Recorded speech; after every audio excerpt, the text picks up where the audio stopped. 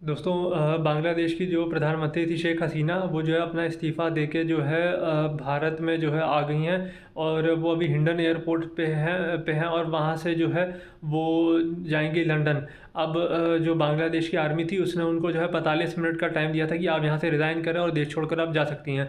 तो अब इसका पीछे क्या है, अब ये है कि सन 1971 में जो बांग्लादेश का लिबरेशन हुआ था, उसमें जो जितने भी बंदों ने जो है जो कि मुक्ति वाहिनी के सदस्य थे या जिन्होंने बांग्लादेश की आज़ादी की लड़ाई के लिए जो है लड़ाई लड़ी थी, उनके जो वंशज थे उनको जो है रिजर्वेशन मिलता था, तो वो 30% का था। तो उसको बहाना बनाते हुए जो है ये एक तरीके से ऐसा दिखाया जा रहा था कि उसको बहाना बनाते हुए जो है शेख हसीना के खिलाफ जो है प्रोटेस्ट शुरू हुए थे।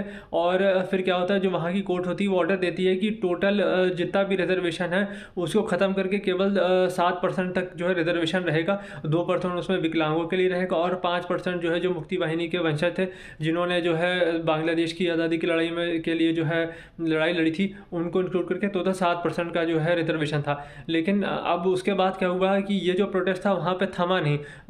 जो शेख हसीना का जो निवास स्थान है, आज प्रोटेस्टर्स वहाँ पे जाने वाले थे, तो उसके वहाँ पे जाने से पहले ही जो बांग्लादेश की आर्मी थी उसने कहा कि हम आपको 45 मिनट का टाइम दे रहे हैं और जो है आप मतलब रिज़ाइन करें और जाएं। तो दोस्तों ये अब इसको कई लोग कह रहे हैं कि हम इसको मतलब मिलिट्री coup कहें या आप इसको क्या कहें। कई लोग जो है जो पाकिस्तान के एक सैयद मुजम्मिल हैं वो कह रहे हैं कि ये स्टूडेंट की बहुत बड़ी जीत है। तो देखिए जीत तो आप अरब स्प्रिंग में भी देख चुके हैं कि कितनी बड़ी जीत होती है। पहले इस तरीके के जो प्रोटेस्ट होते हैं उनको जो है ऑर्गेनाइज किया जाता है, बाहर से पैसा आता है और नाम दिया जाता है कि जो है ये स्टूडेंट प्रोटेस्ट है। क्योंकि देखिए क्या होता है, स्टूडेंट्स में जवानी में जोश होता है और बाकी सारी चीज़ें होती हैं, तो वो इस चीज़ को प्रेडिक्ट नहीं कर पाते हैं। मतलब उनका कॉज हो सकता है कि जेन्युइन हो, लेकिन कभी कभार क्या होता है कि वही जो है यूज़ होने लगते हैं। मतलब कि वही जो अल्टीमेटली किसी और के लिए काम करने लगते हैं। जब एक प्रोटेस्ट स्टार्ट होता है तो उसकी डिमांडें जो है जेन्युइन होती हैं, लेकिन जैसे जैसे वो आगे बढ़ता है उसका टेक ओवर जो है कुछ और लोग करने लगते हैं। क्योंकि देखिए किसी भी जो है ये जो प्रोटेस्ट था ये भी 5-6 महीने से चल रहा था। शेख हसीना को चाहिए था कि वो खुद आगे बढ़ के जो अपनी गलती स्वीकार करती और इस रिजर्वेशन को आगे ले लेती, मतलब वापस ले लेती। लेकिन मेरे ख्याल से था उनका टाइम आ गया था, क्योंकि प्रॉब्लम ये हो गई थी कि अब उनको 15 साल हो गए थे राज करते हुए। और सबसे बड़ी बात थी कि जो उनकी जो अपोनेंट थी पार्टी, उसने भी जो है इस बार के जो चुनाव होते हैं बांग्लादेश में उसने बाइकआउट कर दिया था और उसने पार्ट नहीं लिया था।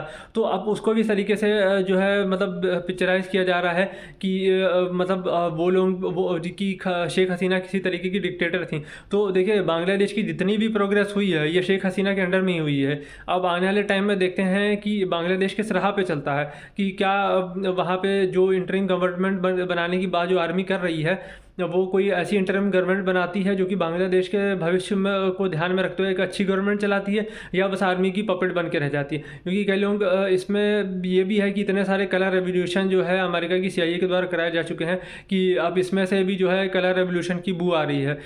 और क्योंकि देखिए इस बात से भी इनकार नहीं किया जा सकता कि हिंदुस्तान ने जो है चाइना के खिलाफ अपने बेसेस देने के लिए अमेरिका को मना कर दिया था।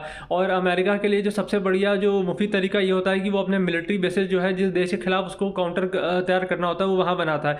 अब क्योंकि हिंदुस्तान तो बड़ा देश है, शक्तिशाली भी है, इकॉनमी भी संपन्न है, तो वो जो है अमेरिका को मना कर सकता है। लेकिन बांग्लादेश की इकॉनमी ठीक है, लेकिन वो उतना बड़ा ताकतवर देश नहीं है। उसकी देखिए छोटा देश होने के कारण वो वहाँ पे जो है, और सबसे बड़ी बात यह है कि देखिए वहाँ पे होमोजीनियस सोसाइटी है, मतलब बांग्ला भाषी लोग हैं, मुसलमान मेजोरिटी में है। तो इस वजह से वहाँ पे कोई एक तरीके का नैरेटिव जो कि सोसाइटी में चल पड़ता है, लोग उसके पीछे जो है आसानी से चल पड़ते हैं। तो ये बहुत बना, अब जिस तरीके का नैरेटिव बनाना बहुत आसान होता है। हिंदुस्तान में जो है बहुत सारी वैरायटी, यहाँ मुसलमान भी हैं, हिंदू भी हैं, सिख भी, ईसाई भी हैं, उसके बाद भाषाएँ भी काफ़ी ज़्यादा हैं। तो किसी एक नैरेटिव के पीछे सब लोग चल पड़ेंगे ऐसा नहीं होता है, बहुत मतलब बहुत मुश्किल ही से होता है। तो ये जो है बांग्लादेश में ये था कि एक नैरेटिव बनाया गया शेख हसीना के खिलाफ और वो नैरेटिव चल पड़ा। तो अब उसका खामियाजा ये हुआ कि अब हिंदुस्तान के लिए दिक्कत ये हो जाएगी कि हम हज़ारों किलोमीटर का बॉर्डर जो है बांग्लादेश के साथ जो है लगता है, वहाँ पे अभी प्रेजेंटली जो है सारे रेल लिंक बंद कर दिए गए हैं और BSF को भी जो है और आर्मी को भी जो हाई अलर्ट पे कर दिया गया है। लेकिन प्रॉब्लम ये है कि अगर यहाँ पे सही सरकार नहीं आती है बांग्लादेश की, तो आने वाले टाइम में हिंदुस्तान के लिए बहुत सारी दिक्कतें बढ़ जाएंगी, क्योंकि पूरा हमारा नॉर्थ ईस्ट जो है ये जो मणिपुर में चल रहा है, ये तो इसके पीछे तो अमेरिका ही है, इसमें कोई दो राय नहीं है। और अगर बांग्लादेश में कोई ऐसी सरकार आती है जो कि अमेरिका के पिट्ठू बनती है, तो जो है फिर हमारा नॉर्थ ईस्ट जो और ज़्यादा डिस्टेबलाइज होगा, लो इंटेंसिटी कॉन्फ्लिक्ट जो है बढ़ेंगे। अब बाहर में जो कुछ लोग बैठे हैं जिनके मिलियंस ऑफ फॉलोअर हैं, वो ये बात कह रहे हैं कि शेख हसीना को भी ऐसे डिक्टेटर बता रहे हैं वो, और कुछ लोग तो ये भी कह रहे हैं कि मतलब हिंदुस्तान में भी इसी तरीके से होना चाहिए। तो अब आप देखिए कि किस तरीके से जो है अमेरिका जो है इनके द्वारा जो फंडेड यूट्यूबर्स हैं और ये सब हैं, वो चाहते हैं कि हिंदुस्तान में भी ऐसा ही हो, क्योंकि हिंदुस्तान में भी नरेंद्र मोदी को भी ऐसे डिक्टेटर दिखाया जा रहा था। एक बहुत फेमस यूट्यूबर है, उनके द्वारा ये शो भी किया गया था। तो दोस्तों सारा खेल पैसे का ही है। जब पैसे को जो है आप नलका जहाँ से भी पैसा बह रहा है आप उस नलके को बंद कर दीजिए, सारा प्रोटेस्ट होना सब खत्म हो जाता है। और बस ये है कि आपको राजनीतिक रूप से फ्लेक्सिबल होना चाहिए और राजनीति में ईगो नहीं आना चाहिए। अब ये बात खैर बात है कि अब देखते हैं दोस्तों आगे क्या होता है।